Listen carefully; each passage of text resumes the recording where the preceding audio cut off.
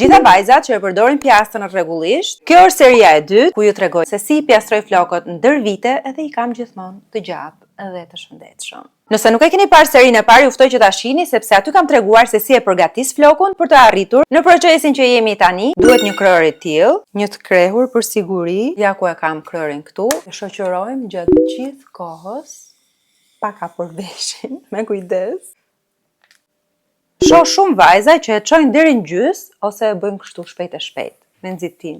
Dhe i bien 100 herë kësaj pjesës kështu. Thjesht e elektrizon në një seksion, bie 2 herë dhe nuk nxitoj. Vendos kryerin pak distancë nga rrënja dhe këtu filloj me pjastrën. Dhe kryeri është duke rrëshqitur në të njëjtën kohë që rrëshqet edhe pjastra. Dhe flokët kështu nuk janë të ngatruar, janë në gjendjen perfekte me këtë shkëlqimin kaq të bukur. Marrim seksione të holla dhe pse floku do të qëndrojë nga kjo anë, pjastrimi duhet bërë gjithmonë nga ana e kundërt. Dhe i japim rrënjës në drejtimin e kundërt.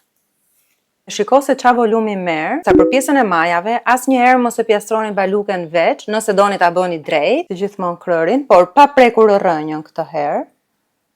Dhe vazhdoni drejton baluket bashkë me tufën tjetër që kështu të qëndrojnë drejt së bashku. Ja ku janë të gjitha flokët e reja. Hapi i fundit që është shumë i rëndësishëm, vendosja e vajit të arganit. Asnjëherë nuk i lë në fund pa vendosur një kristalin ose një vaj ose qiri, varet se çfarë keni qejf të përdorni ju. Në episodin e 3 do t'ju tregoj teknika të tjera se si të përdorni pjastrën, por jo për t'i drejtuar, por për të bërë onde.